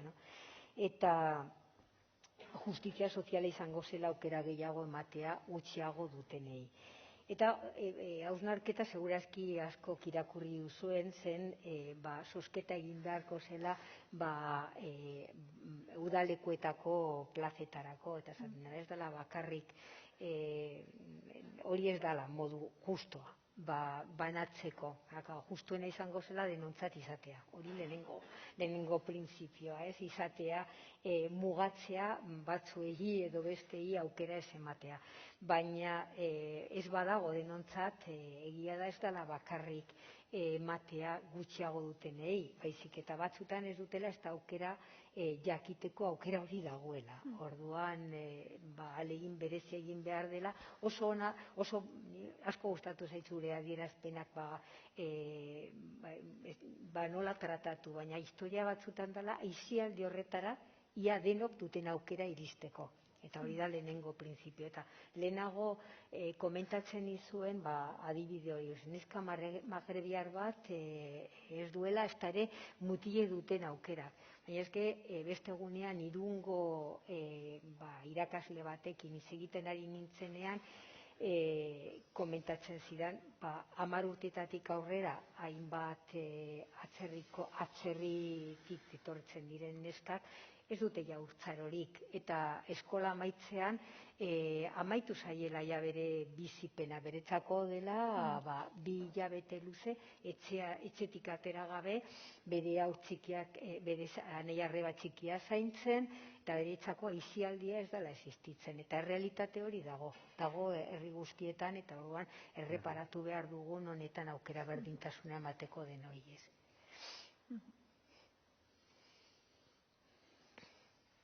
Gehitzeko horik edoko zuen? Aurrak entzuten ikasi behar dugu hondik ustot, bai hezitzailea bai guraso herri moduan bai, badaukugula bidetxo bat egiteko hor, ez dauko iturarik entzuteko, aurrak entzuteko, eta aurren beharra zintzu dien entzuteko, ez? Igual bai, txusmari referentzia inez, igual nahiak galetzen hau zer nahi da, baina ze behar dauken hori behatzeko, hori ikusteko, hori nik uste praktika behar dugula. Igual eskuntza formalean, igual eskuntza zaintzen hor badauko zu, baina nik uste herri moduan hor dauko gula. Eta ero, aurra hartzea, eta behin da berri zaten dugu, aurra metafora moduan ulertzen dugula, herri bat eraikitzerako orduan, erdigunera ekartzeakoan. Nik uste hor metafora hori daukugula azaltzeko, ondo ulertzeko, eta hori partekatzeko beharra. Hor badukula bide bat egiteko. Ez dakit norbete galderaren bat badauka, bestela, aritzen galdera erantzungo bet. Hor da gil txapazen ni baino beto erantzungo luke, baino mikroa orain daukat, eta zer egiten dugu gaizki ez da, umeen esormen hori, umeen jardun hori akabatzeko. Jorge Oteizak aspaldi esan zuen, horrek 7 urte dauzkaten arte irauten duela. Gero ja, liburuak ematen dizkiegu, eta ja akabatzen dugu. Eta, bueno, hizkuntza formaletik egindako kritika bada ere. Eta kezka batekin bukatzen dut ere, erabat ados nago, esan dezuen guztia erekin, baina aitortu behar dizuet batzutan sortzen zaitela niri nolabaiteko kezka, ze ardura jartzen nagian umeengan. Lehen Aritz esan duzu orain eta hemen, eta orain eta hemen gu gaude. Eta batzutan umeak ere etorkizunean baiek erabakiko dute eta etorkizuna beak, baina orain ere existitzen dira. Eta orain eta hemen erabakien ardura guria da. Eta batzutan erabat ados nago esan dezuen guztiakin, baina batzutan kezkatzen hau umeengan jartzen dugun pixu hori guztia. Bueno, azkenengo puntua potentia geratu da. Zakit norbaitek hitza hartzeko horik mentzeko. Bai, txusma.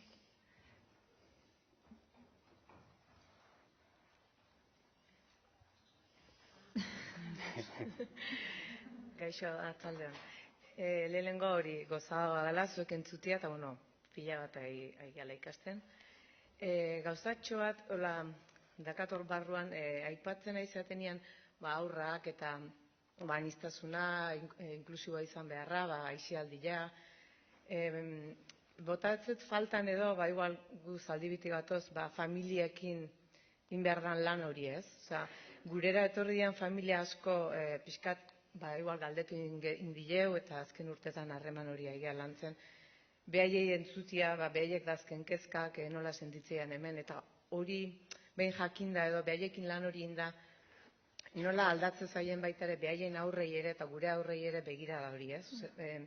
Komunikazio beharra bezala somatu deu gurera datozen familia horiek eta gure arteko harreman horiek estutzeko, ez? Eta komunikazio hortatik aigear asko ikasten eta gauza asko oso interesantia dianak, ez? Da beste begirada bat, o begirada berdinetik dioa, ez?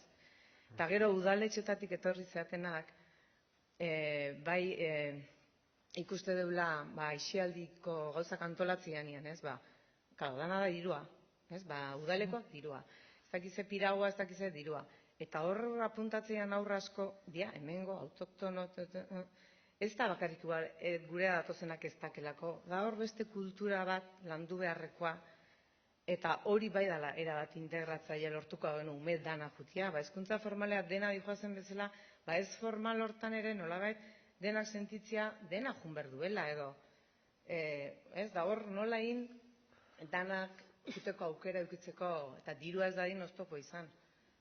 Ez dakite, udalak antolatzeu doainik izan bertko eta ez dia hoen dikane doainik jarduera asko, bueno, gu mintzaz aldibinez. Eta bai da, ustet gaur ez da etorri udaletik inor, baina erronka bat, hori ez, danak hori bai dela, jolasetik eta gero jolasmotak, hori asko gustatu zain, jolasmotak berreskuratzia, ez duena suposauko inor ekartzia guri ez dakizar erakustea, ez, geuk ingo deu, auzolanien ingo deu, guazen berreskuratzea lehengo jolasak eta, ez? Bueno, ez, nik erabat adoz, planteatu dezunekin. Askotan ere, aisialdian edo ez, nik esan dut, udalak bidelagun izan behar dula eta baliabidea jartzearenan edo. Ni ez nabil, ez dut burua meintzat edo piraguak edo sekulako azpiegiturak eta ez dakizer eta inbertsio ekonomikoak. Zergatik ezin da ez dakin nungo oian adibidez bain burua etorren legairen parke megalitikoa dago, sekulako eremua dago, eta hor, orientazioaren inguruan, historikoak daude, horren inguruan, jardunaldi edo jarduera ezberdinak izan lehiarekin, lehiari gabe, adintarte bakoitzan, indarrezitzaile bat erabiltzea beharrezkoa delako edo behintzat kontutan hartzekoa. Hainbeste kostatzen da, ez dut uste, ekonomikoki, hainbeste kostatzen da tokian, tokiko talde bat, herri bat, beste lurraldeko beste bat, beste noneteko bat, eta hor topaketa bat zeratzea, nun bakoitza betxetik bebokailua edo alduna, edo deren artean, edo ez dakit. Zerbait bazkalduz, egun zoragarri bat pasa, eta nik ekintza ludikoarena hortik lotzen dut. Gutxio gehiago da, bizka bat hortik, eta jakin behar duguna da, espazioak, pertsonak, objektuak, denbora, harreman konbinaketa, hezitzaileak zein dian detektatzen edo zer funtzionatu dezaken. Askotan emateko bestela, ekonomiak, dirua gabe ezin dugula mugitu. Ni akitela orain legaira jutea doainik da. Garraioa, baliabideak, nik uste ez dela hainbesteko esfortzua ekarri izaken onurarako. Hor bai. Baina, guazen elementu naturalak ere erdigunera kartzea. Legaira aipatu dut, izan daiteke kosta. Zenolako bizipenak eskaini dizazkigu adiestuterako herritarrai, ez dakit, Zarautzen edo kostaldean, itxasotik gertu. Entzako esperientzia horiek bereziak dira. Horrelako guneak ere bariatzea. Euskal Herrian zerbaitetan nik uste aberatsa bali magea dugun ingurune naturala dela.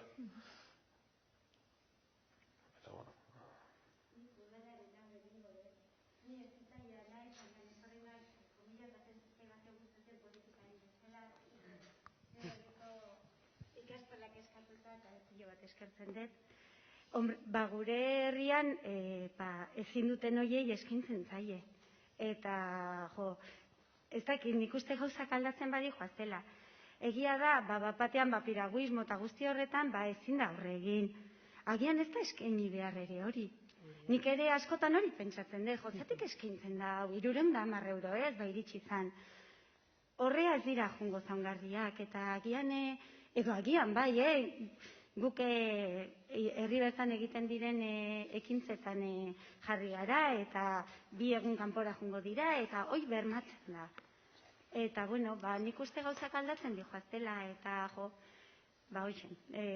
Bestalde, mila esker, gozatu dut izugarri gustatu zait zaintzarena, nekatuta zaude, baina oso ondo transmititu duzu.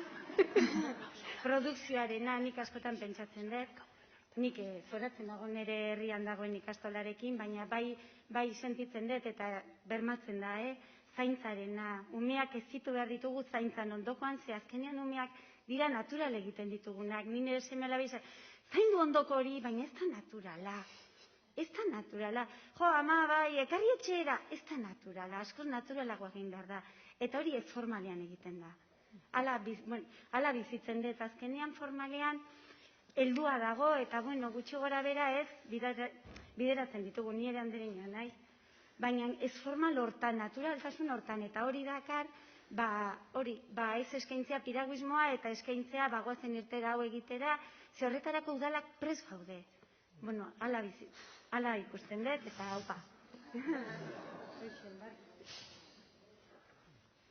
Nik, ez dakit, igual, ofenditua sentitu nazelako, nire helburua ez da inori zehatzea, iraintzea, edo dena delakoa, eta pentsatzen dut tokian toki errealitateak ezberdinak izango dira, Bai, ez dut, baina, eta askotan, oan ere ez, gabiltza ez, udala ze eskaini udala, galdetu dugu zen nahi duten?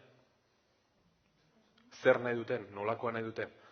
Adibidez, guk Ipar Euskal Herrian, baliabide eskaz guzti horren marruan, horrelako proiektu bat planteatu genuen, nun, beraiek sortzen duten jolas bat, joko bat, dena delakoa, eta hori da beraien komunitatearen erakusgarria izango dena.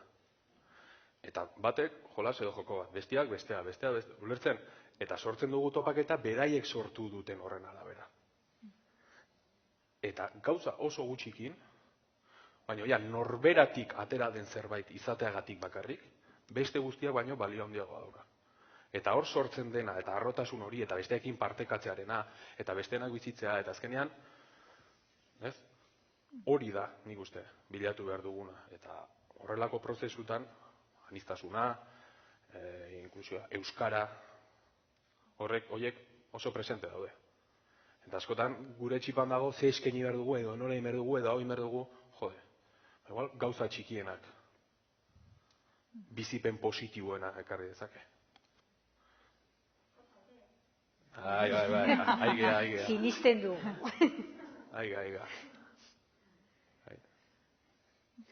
Nik baldien, epatu zu ez familiekin zer egin alda, eta ni berriro joango naiz, auzolanan kontzeptura bebai, ez?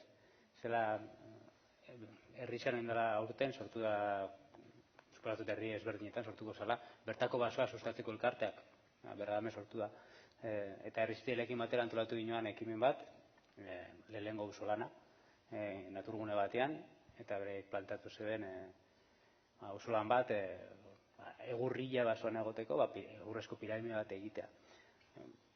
Deialdia egin zen, eta gila familiak izan zian, joan ginenak. Aniztasuna bermatu zen, ikastetxe ezberdinetako familia parte hartu zebelako. Egia da, ez ginela lortu, ez ginela fokoa jarri nola heldu familia etorri berri, ez?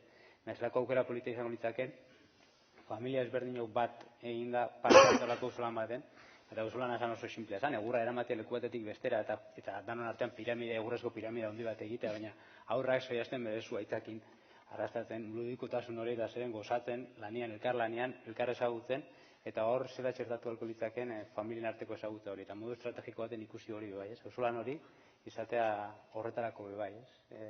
Familia ezberdin artean elkar ezagutzeko, harremantzeko, komunitatea sortzeko. Aukera moduan hori, ez?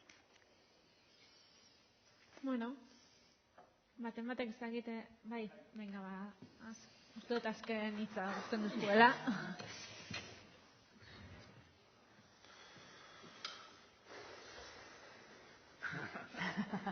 Vale.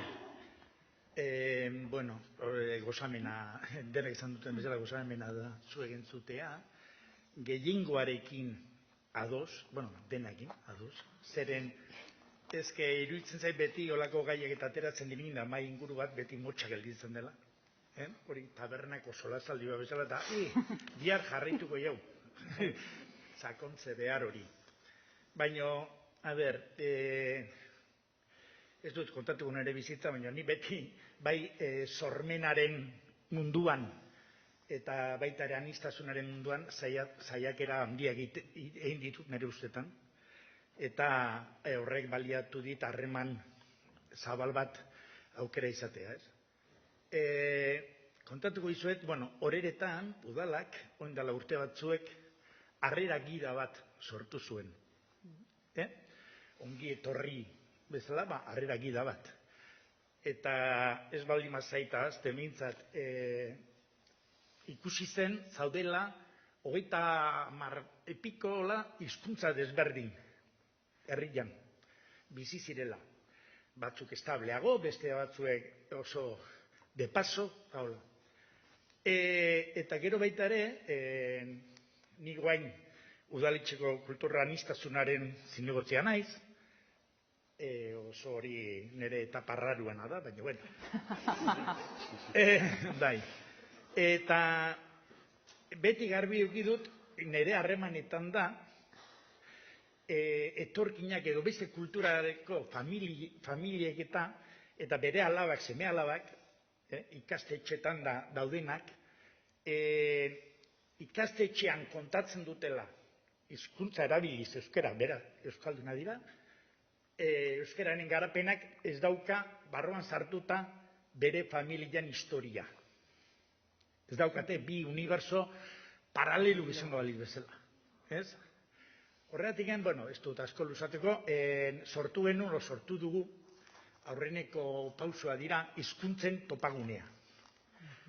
Eta hizkuntzen topagunea, askorek hori aipatuta ematen du, hizkuntzaren jakintasuna, gramatikalki, nola ez. Kaleko hizkuntzaren topagunea, edo familien topagunea. Eta hor, ariketa bat bezala mai gainin jarri genuen. Jarri genuen, ariketa. Etzen irakasle batek esan abizu, ariketa duen behar duzu ez. Hor pixka bat ja konfiantza bagenun. Eta zen nola lortu, beraien, adibidez, aurroien o gazteoien amonak abesten zioten aurra zirenean abestia, edo ipuin bat, baina jatorriko hizkuntzan, porque zorionez, aurroiek bi hizkuntza bintza badautzate 3. Bat bere ama eta amonana, eta baita ere gaztelera eta euskera. Orduan, eta nola gero aurroiek bere lagunen artean, o bere ikastetxetan, grabazio baten bidez gainera, entzun, adibidez, arabiarrez, gainera aukera batzu baitugu, amonak bera kontatuta ipuin hori, arabiarrez, eta bere bilobak nola gelan bere lagunari euskeraz nola esplikatzen duen bere amonak zer esan nahi zion.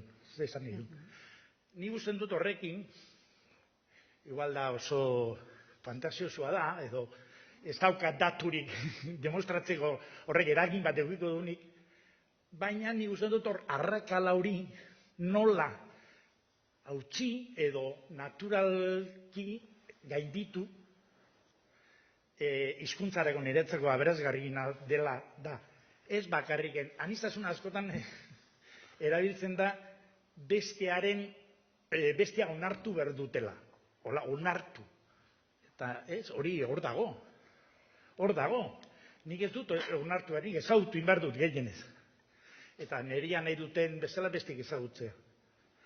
Ordu niretzako, eta aurreneko esperientzia eukitzen egena, balorazio zoragarria da, eta beste bat da baita ere gurasoiek, jatorri desberdineko gurasoiek, baita ere ikastetxerako bideratzeko aukera ematen digutela. Baita ere ikasleekin da bere alabaren gelakoakin da harreman bat edukitzeko eta kontatzeko beraien historia. Eta, sobre todo, aurre horiek arro egotea euskaldun batek kontatzen du bere amona Saharako herri batekoa dela eta bere hizkuntza arrotasun batekin zaiten dula. Besterik ez. Bueno, oso hunkigarria eta nire ustez eredugarria, hitz egiten dugunean inklusioaz da asimilazioa. Eta benetan gure kultura eta gure hizkuntza ikasi eta respetatu izatea nahi badugu, baita ere besteona erakutsi behar dugun baita ere jakin-mina eta errespetua. Eta ustez hori da lehenengo urratsa. Eta esperientzia horiek egiten direnean eskola eremuan edo baita ere eskolaz kanpoko jardueretan, nire ustez horiek direla komentatzen nuena, direla esperientziak emozionalak ere, eta ez bakarrik arrazionalak. Eta ugaritu behar ditugula horiek bezalako adibideak.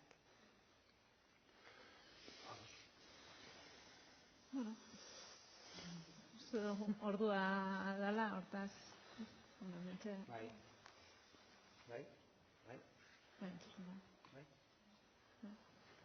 Bueno, entzuten da? Entzuten da? Bai. Bueno, mila esker, gaur, mahainguru honen parte izateagatik eta gertu ezberdinetatik eragin eta eraikitzen jarraitzeko klabiak emateagatik, eta txalo bero bat. Jaikin dira dela.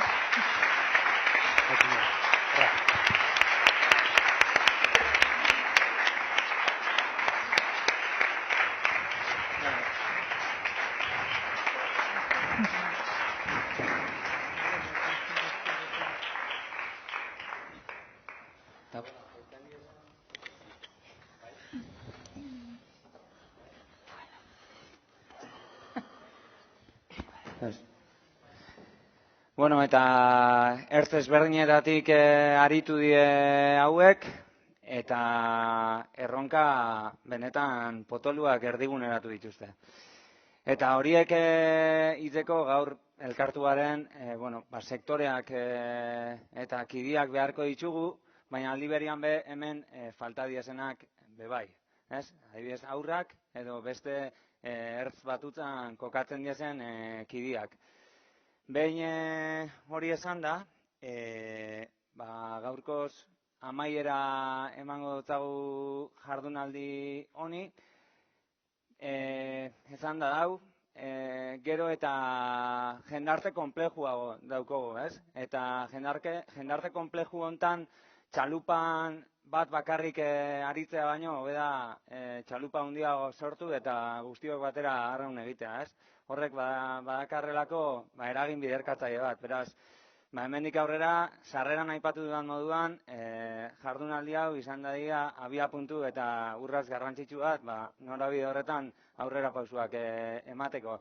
Eta oin, niri pertsonalki gauza asko mugitu jat barruan, jardunaldi honetan zehar eta jardunaldi honen aurretik, eta mugimendua, barne mugimendua izan da. Baina, jak gaur eserita egon garen eta ez garen larrei mugitu asko jota gesto egin dugunez bazkaltzeko eta zerbait pikatzeko, atozela Jose Mari Porrotx eta bere kide lagun Txapaz, eta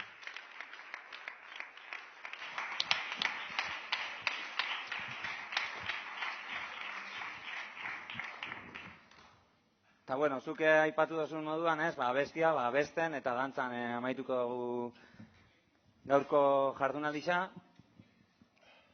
Ekarri erdia, erdigunera. Ekarri Txapaz erdigunera. Zemuz ondo, ederra izan da eguna ez da, mundu aldatu behar deu, ez daukagu erronka makala, eta erdigunera karri beretugu Euskal Herrian bertan aipatu ditugun guztiak. Natura, hezkidetza, jatorri ezberdinetako pertsonak, aniztasuna, eta osasuna, eta hezkuntza, eta haurrak, eta euskara, horiek denak erdigunera. Eta, bueno, hemen egin dezu emaien gure hontan, aipatu duzu esperientzia emozionala, ez? Bizi behar dugula, eta orduan esperientzia emozional bat biziko dugu. Eta nora parra du, eta karri duzu oinatiko argazkia, oin dela mende batean eusko ikaskuntzarekin ateatakoa goizean, ez? Eta hezkuntza sistemaz, gure eredu propioaz, bilkura, eusko ikaskuntza, oinati, herriko plaza, sokadantza, elkarrekin. Eta aritzek esan du, ez gala zahartzen garelako, ez diogula jolasteari uzten. Osea, zahartzen gara jolasteari uzten digulako. Argazki hortan, ezin da berriz jarri, ez? Oinatiko argazki hortan, ez daki kontuatu zate, baina iskin txiki batean, hazen hon txapaz. Galtzamotxetan. Eta mende bat pasa da, eta hemen dago. Zerati txapaz. Jolasteari utzi ez diozulako. Argazkiak ikusiko dut. Horaldo, ez. Bueno, kontua da, gaur eguardian argazki bat ate dugulago denok, eta mende bat barru, hor agertuko guengo bendik hemen. Eta hortako, aurra izaten jarraitu behar dugu, ez? Eta orduan, horregatik, aurrak izateari jarraipen eman behar dugulako, eta gero esperientzia emozionala bizi behar dugulako, pues, zutitu zaitezte guztiok. Eta nola ezin dugu egin, sokadantza, borobila ezin dugu osatu, bueno, behintzate sokadantza imaginario bat, kromles bat, han ikusten zuen, han eskubiko alde hartan, banua do galtzamotxetan, txapaz, zeure burua, errekonoizetzuz, ez? Bueno, orduan egingo dugu, sokadantza moduko bat, ez dugu borobilek egingo, baina bai eskutik helduta, esatu baino gori egingo dugu, bale? Imaginatuko dugu, elkarri esku emate jogula. Epoite eta dantzatuko dugu, bale? Baki zeo zorreza da.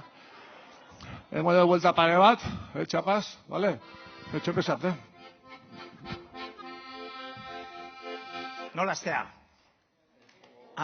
Epoitaitaie, epoitaitaie, epoitaitaie, epoitukituki, epoitukitukie. Eskutik helduta, umore honean, kuadrilla ederra elkartu gera eta goaz herriko kaletan. Epoitaitaie, epoitaitaie, epoitaitaie, epoitukituki, epoitukitukie. Eskutik helduta, umore honea,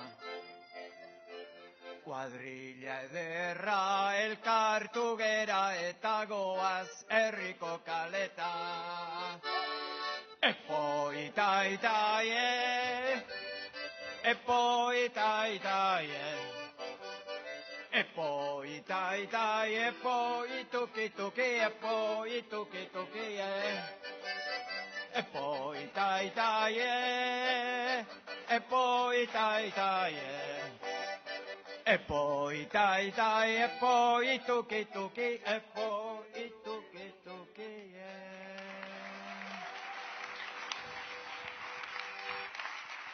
Bueno, zondo,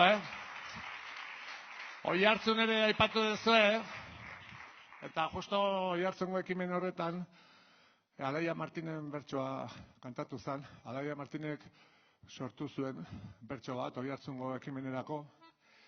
Eta orduan hain ederra da, oinarri buruzkoa, Maite. Pentsatu denula, da geure egitea oinarrina, eta gaur kantatzea. Habanera da. Perfecto da soso, Lasai kantatu eta bueno, zu doinua jarriko duzu. Venga, deno batera, Inor ez du emango... Jendarte bat izan dadi, proiektatzen dugura, aurrengan jarri behar da, mimoa eta ardura. Aisialdia ikusiz, esteko une modura, era gozoan sustatuz, parte hartzeko ohitura. Anistasuna onartuz, dudak mugak muga, ezagutarazi euren ingurua eta natura. Oinarri beren oinarri, indartsuekin heldu da, eskuz ospotzeko haurtzaroaren kultura.